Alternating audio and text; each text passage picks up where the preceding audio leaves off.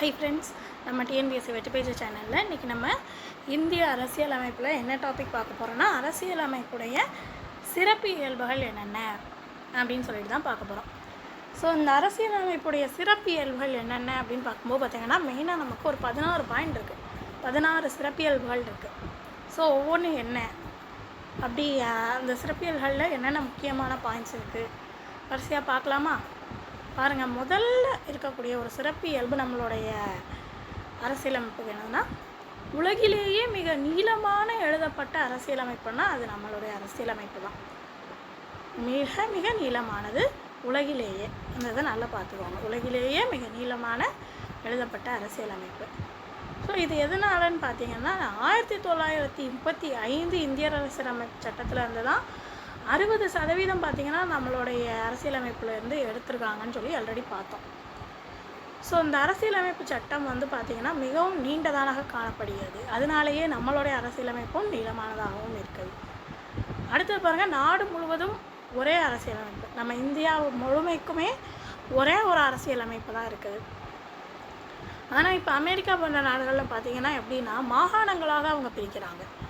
50 மாகாணங்களாக தனித்தனியாக பிரித்து அந்த ஒவ்வொரு 50 மாகாணங்களுக்கும் ஒவ்வொரு அரசியலமைப்பு அப்படின்னு வைக்கும்பொழுது அங்கே அரசியலமைப்பானது நீளமற்றதாக, அதாவது குறுகியதாக காணப்படுது. ஆனால் நமக்கு என்ன செய்கிறாங்க, இந்தியா முழுவதும், நாடு முழுவதுக்குமே ஒரே அரசியலமைப்பை பின்பற்றுறதுனால நம்மளுடைய அரசியலமைப்பு எப்படி இருக்குது, நீளமானதாக இருக்கிறது.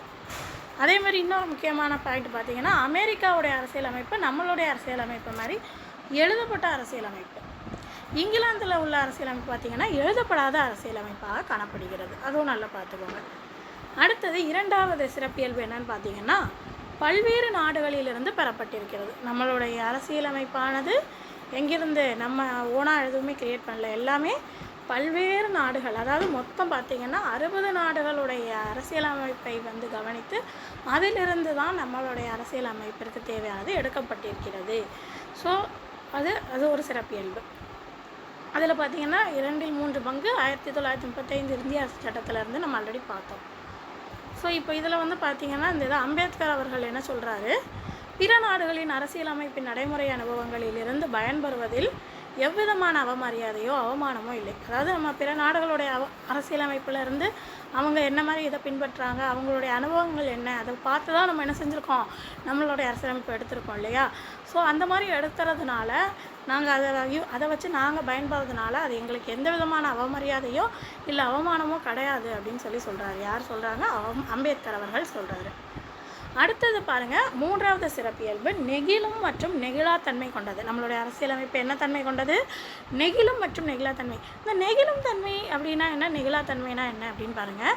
நெகிழும் தன்மைனா அதை வந்து திருத்த முடியும். அந்த அரசியலமைப்பை என்ன செய்ய முடியும், இந்த அரசியலமைப்பானது நெகிழும் தன்மை உடையது அப்படின்னா அதை நம்மளால் என்ன செய்ய முடியும், அந்த இதை திருத்த முடியும், அந்த விதியை நம்மளால் திருத்த முடியும். ஸோ அதுக்கு எடுத்துக்காட்டு பாருங்கள், நெகிழும் தன்மையை பின்பற்றக்கூடிய அரசியலமைப்புடைய நாட்டுக்கு எடுத்துக்காட்டு பிரிட்டன்.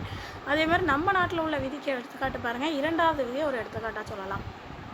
அதே மாதிரி பாருங்கள், நெகிழாத்தன்மைனா என்ன அப்படின்னு பார்த்தீங்கன்னா, திருத்த முடியாது, அந்த அரசியலமைப்பை என்ன செய்ய முடியாது, திருத்தவே முடியாது. அதுக்கு எடுத்துக்காட்டு பாருங்கள் அமெரிக்காவில் உள்ள அரசியலமைப்பு நெகிழாத்தன்மை, அதை திருத்த முடியாது.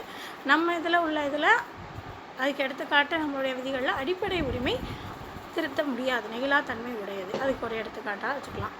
அடுத்தது பாருங்கள், 4வது சிறப்பியல்பு ஒற்றையாட்சி தன்மையுடன் கூடிய கூட்டாட்சி. அதாவது கூட்டாட்சி நடைபெறும், அது ஒற்றையாட்சி தன்மையுடையதாக இருக்கும் அப்படின்ற மாதிரி. பாருங்கள், இந்தியா வந்து சிதைக்க முடியாத மத்திய அரசையும் சிதைக்க முடிந்த மாநில அரசையும் கொண்ட ஒரு ஆட்சி முறையாக இருக்கிறது.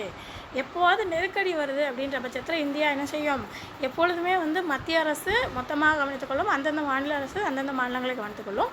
ஆனால் ஒரு நெருக்கடி நிலை அப்படின்னு வரும்பொழுது என்ன ஆகுது, இந்தியா வந்து ஒற்றை ஆட்சியாக கொண்ட நாடாக நடக்கிறது. அதே மாதிரி பாருங்கள், இந்தியாவில் நம்ம ஒவ்வொரு மாநிலங்கள் இருக்கோம் இல்லையா, தமிழ்நாடு கீழேருந்து வரிசையாக இருக்கு இல்லையா. ஸோ அந்த மாதிரி பார்த்திங்கன்னா நம்மளுடைய மாநிலங்களை வந்து அவங்களாம் நினச்சாலாம் தனித்தனியாக என்ன செய்ய முடியாது, பிரிஞ்செல்லாம் போக முடியாது. எனக்கு இது பிடிக்கல, நான் இப்போ இதை 2ஆக வைக்கிறேன் அப்படிலாம் போக முடியாது. ஆனால் அமெரிக்காவில் என்ன செய்ய முடியும், அவ்வாறு அவங்க நினச்சா போய்க்கலாம். அவங்களோட அரசியலமைப்பில் அந்த மாதிரி இருக்குது. அதே மாதிரி அடுத்து பாருங்கள், இந்திய அரசியலமைப்பானது இப்போ இந்த பார்த்தோம் இல்லையா, கூட்டாட்சி தன்மை உடையதுன்னு பார்த்தோம் இல்லையா. ஸோ இதை பற்றி ஒரு சிலர்கள் வந்து தங்களுடைய கருத்துக்களை தெரிவிச்சிருக்காங்க. ஸோ அதில் யார் யார் என்னென்ன சொல்லியிருக்காங்கன்னு பாருங்கள். இந்திய அரசியலமைப்பானது வடிவத்தில் கூட்டாட்சி ஆனால் உணர்வில் ஒற்றையாட்சி. அதாவது பார்க்குறதுக்கு வந்து கூட்டாட்சி மாதிரி இருக்குது, ஆனால் உண்மையிலேயே அது ஒற்றையாட்சி தான் அப்படின்னு சொல்கிறது யார்? கேசி வியர். அடுத்தது பாருங்கள், பேரம் பேசப்பட்ட ஒரு கூட்டாட்சி. நம்மளுடைய கூட்டாட்சி எப்படி இருக்கான்? பேரம் பேசப்பட்ட மாதிரி இருக்குது அப்படின்னு சொல்கிறது யார்? மோரி ஜோன்ஸ். அடுத்தது பாருங்கள், அதீத கூட்டாட்சி தன்மை கொண்டது. நம்மளுடைய கூட்டாட்சி அதீத தன்மை உடையதாக இருக்குதுன்றாங்க. ஸோ அதை சொன்னது யார்? பால் ஆப்பிள் பை. அடுத்தது கூட்டுறவு கூட்டாட்சி. நம்மளுடைய கூட்டாட்சின்றது எப்படி இருக்குது? ஒரு கூட்டுறவு கொண்ட கூட்டாட்சியாக இருக்கிறது என்று சொல்லியது யார்? கிரான்வில் ஆஸ்டின். ஸோ அதையும் பார்த்துக்கோங்க. அடுத்தது 5வது சிறப்பியல்பு. நம்மளுடைய அரசியலமைப்புடைய 5வது சிறப்பியல்பு பாருங்கள், பாராளுமன்ற அரசாங்கம். நம்மளுடைய பாராளுமன்ற அரசாங்கமானது எந்த முறையை பின்பற்றுகிறது? இங்கிலாந்து முறையை பின்பற்றுகிறது. ஸோ இங்கிலாந்து நாட்டில் பின்பற்றக்கூடிய முறை வந்து வெஸ்ட்மினிஸ்டர் பாராளுமன்ற முறை. அதை தான் நம்மளும் பின்பற்றோம். ஸோ பாராளுமன்ற முறையை பின்பற்றக்கூடிய நாடுகளுக்கு எடுத்துக்காட்டினா இந்தியாவும் சொல்லலாம், இங்கிலாந்தும் சொல்லலாம். அதிபர் முறையை பின்பற்றக்கூடிய நாடுகளுக்கு எடுத்துக்காட்டினா அமெரிக்கா, இலங்கை ரெண்டையும் சொல்லலாம். அடுத்த சிறப்பியல்பு பாருங்கள், 6வது சிறப்பியல்பு, ஒரு சுதந்திரமான மற்றும் ஒருங்கிணைக்கப்பட்ட நீதித்துறையாக இருக்கிறது நம்மளுடைய சிறப்பியல்புகளில். ஸோ நீதித்துறை பாருங்கள், நீதித்துறை வந்து எந்த சட்டத்திலேருந்து எடுக்கப்பட்டது? 1935 இந்திய அரசு சட்டத்திலேருந்து தான் நீதித்துறை எடுக்கப்பட்டிருக்கு இந்திய அரசியலமைப்பில். ஸோ அது ஒரு சுதந்திரமான அமைப்பாக இருக்கிறது அப்படின்றாங்க. அடுத்தது பாருங்கள், ஒற்றை குடியுரிமை. நம்ம நாடுகளில் எல்லாருக்குமே என்னது? ஒற்றை குடியுரிமை மட்டும்தான் இருக்கிறது. இங்கிலாந்துலேருந்து தான் அதை எடுத்திருக்காங்க. ஸோ அதே மாதிரி இங்கிலாந்து மாதிரி தான் ஃபாலோ பண்ணுறாங்க. அப்போ ஒற்றை குடியுரிமை கொண்ட நாடுகளுக்கு எடுத்துக்காட்டு கேட்டாங்கன்னா இந்தியா, இங்கிலாந்து சொல்லலாம். அமெரிக்கா போன்ற நாடுகளில் பார்த்திங்கன்னா இரட்டை குடியுரிமை. ஸோ இரட்டை குடியுரிமை பின்பற்றக்கூடிய நாடுகள் கேட்டாங்கன்னா அமெரிக்கா சொல்லலாம். அடுத்தது பாருங்கள், அடிப்படை உரிமை. அடுத்த ஒரு சிறப்பியல்புன்னு பார்த்தா நம்மளுடைய அடிப்படை உரிமைகள். அடிப்படை உரிமைகள் எதில் இருக்குதுன்னு பார்த்தீங்கன்னா நம்மளுடைய பகுதிகளே அப்பார்ட்ஸ், அந்த 22 பகுதிகள், அதில் வந்து 25 பகுதிகள், அதில் வந்து 3வது பகுதியாக இருக்கிறது எனது அடிப்படை உரிமை. அது எங்கேருந்து எடுக்கப்பட்டதுன்னு கேட்டாங்க அப்படின்னா அமெரிக்காவிலேருந்து எடுக்கப்பட்டிருக்கு. 6 நம்மளுடைய அடிப்படை உரிமைகள் வந்து மொத்தம் 6 அடிப்படை உரிமைகள் இருக்குது. அதை என்ன செய்ய முடியாது? அடிப்படை உரிமைகளை நம்மளால் என்ன செய்ய முடியாது? மாற்ற முடியாது. அதை வந்து என்ன செய்ய முடியும்? நீதிமன்றத்தால் மட்டும்தான் என்ன செய்ய முடியும்? நிலைநாட்ட முடியும். அடுத்தது பாருங்கள், அடுத்த சிறப்பியல்பு பார்த்திங்கன்னா அடிப்படை கடமைகள். நம்மளுடைய அடிப்படை கடமைகள் என்னென்ன அப்படின்னு சொல்லக்கூடிய பகுதி என்னது? பகுதி 4A. இது வந்து எங்கேருந்து எடுத்திருக்காங்க அப்படின்னு பார்த்தீங்கன்னா ரஷ்யாவிலேருந்து எடுத்திருக்காங்க. ஸோ இதில் வந்து பார்த்திங்கன்னா 11 கடமைகள் வந்து நமக்கு இருக்குது. அடிப்படை கடமைகளை பொறுத்தவரையில் மொத்தம் 11 கடமைகள் இருக்கிறது. இந்த 11வது கடமைகள், அதாவது தொடக்கத்தில் மொத்தம் 10 கடமைகள்லாம் இருக்குது. ஃபஸ்ட்டு வந்து இந்திரா காந்தி தான் அதை கொண்டு வந்திருப்பாங்க. இந்த அடிப்படை கடமைகள் அப்படின்றத ஸ்வரன் சிங் கமிட்டி, அது இந்திரா காந்தி அந்த டயத்தில் பிரதமராக இருந்திருப்பாங்க. ஸ்வரன் சிங் கமிட்டி கொண்டு வந்திருப்பாங்க. 1976 42வது சட்ட திருத்தத்தின் படி கொண்டு வந்திருப்பாங்க. இந்த அடிப்படை கடமைகளை பகுதி 4A அப்படின்னு சொல்லிட்டு இன்ட்ரடியூஸ் பண்ணியிருப்பாங்க. அதில் ஃபஸ்ட்டு ஸ்டார்டிங்கில் 10 கடமைகள் மட்டும்தான் இருந்திருக்கும். அதுக்கப்புறம் தான் 86வது சட்ட திருத்தப்படி 2002 11வது சட்ட கடமை வந்து அடிப்படை கடமை வந்து சேர்க்கப்பட்டிருக்கு. ஸோ அந்த 11 அடிப்படை கடமைகள் என்னென்ன அப்படின்றதெல்லாம் நம்ம அடுத்து போக போக படிப்போம். இப்போ பேசிக்காக உள்ளதை மட்டும் பார்த்துக்கோங்க. அடுத்தது பாருங்கள், 10வது சிறப்பியல்பு என்னன்னு பாருங்கள், அரசுக்கு வழிகாட்டும் நெறிமுறைகள். ஸோ இது வந்து எந்த பகுதியில் இருக்குன்னா பகுதி 4 எடுக்கப்பட்டது, அயர்லாந்துலேருந்து எடுக்கப்பட்டிருக்கு. இதை நீதிமன்றத்தால் நிலைநாட்ட முடியாது. அரசுக்கு வழிகாட்டும் நெறிமுறைகளை என்ன செய்ய முடியாது? நிலைநாட்ட முடியாது. எதால்? நீதிமன்றத்தால். அடுத்தது பாருங்கள், மதச்சார்பற்ற நாடு. அடுத்த சிறப்பியல்பு என்னது? நம்ம இந்தியா ஒரு மதச்சார்பற்ற நாடு. ஸோ இதை பற்றி விளக்கக்கூடிய விதிகள் பாருங்கள் 25லேருந்து 28 வரைக்கும். அந்த விதிகள்லாம் அடுத்தடுத்து நம்ம படிப்போம்.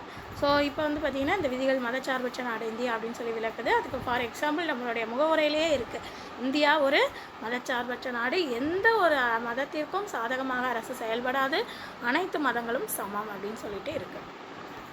வயது வந்தோர் வாக்குரிமை. அடுத்த முக்கியமானது என்னது? சிறப்பியல்பு நம்மளுடைய அரசியலமைப்பில் வயது வந்தோர் வாக்குரிமை. வயது வந்தோர் வாக்குரிமை அளிக்கக்கூடிய வயது நமக்கு என்னது? 18. ஆனால் முதல்ல ஸ்டார்டிங்கில் எப்படி இருந்திருக்குன்னு பார்த்தீங்கன்னா 21 வயதாக தான் இருந்திருக்கிறது. இந்த 21 வயதை என்ன செஞ்சுருக்காங்க? 18 வயசாக குறைச்சிருக்காங்க. எப்போ குறைச்சிருக்காங்க? 61வது சட்ட திருத்தத்தின்படி 1988 என்ன செஞ்சுருக்காங்க? இந்த இதை வயது வாக்குரிமையாக இருக்கக்கூடிய வயதை 21லேருந்து 18ஆக குறைச்சிருக்காங்க. ஸோ இது உங்களுக்கு மறந்து போகுது அப்படின்னு சொன்னீங்கன்னா இங்கேயும் பாருங்கள் 88, இங்கே 18 வயசு. 18 வயசுன்றது நமக்கு நல்ல ஞாபகம் இருக்கும். ஸோ இயர் எப்படி ஞாபகம் வச்சுக்கலாம்? 8ல் முடியறதுனால லாஸ்ட் 2 8, முதல்ல கண்டிப்பாக 19 தான் வரும், நமக்கு தெரியும். ஸோ 88 அப்படின்னு சொல்லி ஞாபகம் வச்சுக்கோங்க. அடுத்தது பாருங்கள், அடுத்த சிறப்பியல்பு நம்மளுடைய அரசியலமைப்பானது ஒரு சுதந்திரமான அரசியலமைப்பாக இருக்குது. அதுக்கு எடுத்துக்காட்டு பாருங்கள், சில ஆணையங்களை பற்றி கொடுத்துருக்காங்க. தேர்தல் ஆணையம், தலைமை கணக்காயர், மத்திய பொதுப்பணி தேர்வாணையம், நிதி ஆணையம். அது எந்தெந்த விதிகள் அதை பற்றி விளக்குதுன்னு சொல்லிட்டும் கொடுத்துருக்கு. ஸோ இதெல்லாம் சுதந்திரமான ஒரு அமைப்பாக செயல்படுகிறது. அடுத்தது முக்கியமானது பார்த்திங்கன்னா சிறப்பியல்பு நம்மளுடைய இந்திய அரசியலமைப்பில் உள்ளது நெருக்கடி நிலை. இந்த நெருக்கடியானது 3 விதிகளாக இருக்கிறது. 3 நெருக்கடிகள். எந்த நெருக்கடி நமக்கு ஏற்படுதோ அதை பொறுத்து, அதனுடைய விதியை பொறுத்து நம்மளுடைய செயல்பாடு இருக்கும். ஸோ முதல்ல பார்த்திங்கன்னா தேசிய நெருக்கடி, அதாவது மத்திய நெருக்கடி. ஃபுல்லாக நம்ம இந்தியா முழுவதும் தேசிய நெருக்கடி. அது அந்த மாதிரி ஏதாவது நெருக்கடி வந்தால் அதை எந்த மாதிரி சால்வ் பண்ணணும், ஸோ அதை பற்றி பேசக்கூடிய விதி 352. அடுத்தது மாநில நெருக்கடி, நம்ம ஸ்டேட் மட்டும், ஸோ 356. அடுத்தது நிதி நெருக்கடி 360. இந்த மாதிரி 3 விதமான நெருக்கடிகள் இருக்குது. அடுத்தது பார்த்திங்கன்னா 3 அடுக்கு அரசாங்கம். நம்மளுடைய அரசாங்கம் எவ்வாறு செயல்படுகிறது? 3 அடுக்கு அரசாங்கமாக செயல்படுகிறது நம்ம அரசியலமைப்பின்படி. அதுவும் ஒரு சிறப்பியல்பு. ஸோ அது 3 இது என்னதெல்லாம் பார்த்திங்கன்னா மத்திய, மாநில, உள்ளாட்சி அரசாங்கம், 3 விதமான அரசுகள். அடுத்தது பார்த்திங்கன்னா கூட்டுறவு அமைப்பு. கடைசியான ஒரு சிறப்பியல்பு நம்மளுடையது. நம்ம இது ஒரு கூட்டுறவு அமைப்பு. அதுக்கு எடுத்துக்காட்டு தான் பார்த்திங்கன்னா நம்ம கூட்டுறவு அமைப்பு அப்படின்னு சொல்லிட்டு நம்மளுடைய பகுதிகள் இருக்குது பார்த்திங்களா, 25 பகுதிகளில் பகுதி 9B அப்படின்னு சொல்லி சேர்த்துருப்பாங்க. கூட்டுறவு அமைப்புன்னு சொல்லி சேர்த்துருப்பாங்க. அதில் அந்த விதிகளில் நமக்கு எல்லாமே வரும். ஸோ அந்த பகுதி 9B அப்படின்றது விதி 243 ZHலேருந்து ZT வரைக்கும் அதை பற்றிய விவரங்கள் இருக்கிறது. இதை சேர்த்தது எப்போ பார்த்திங்கன்னா 97வது சட்ட திருத்தத்தின்படி 2014 அதை சேர்த்துருப்பாங்க. ஆல்ரெடி நம்ம பகுதியெலாம் படித்து முடிச்சிட்டோம் இல்லையா, அது வரும் உங்களுக்கு. பகுதி 9B கூட்டுறவு அமைப்புன்னு சொல்லிட்டு வரும். அதை இந்த இதுபடி சேர்த்தாங்க. ஸோ அதுவும் ஒரு முக்கியமான சிறப்பியல்பு நம்மளுடைய அரசியலமைப்பிற்கு. ஸோ இவ்வளவு தான் நம்மளுடைய அரசமைப்பின் சிறப்பியல்புகள். ஃபுல்லாக தரவாக படிச்சுக்கோங்க. நம்ம அடுத்த வீடியோவில் பார்க்கலாம்.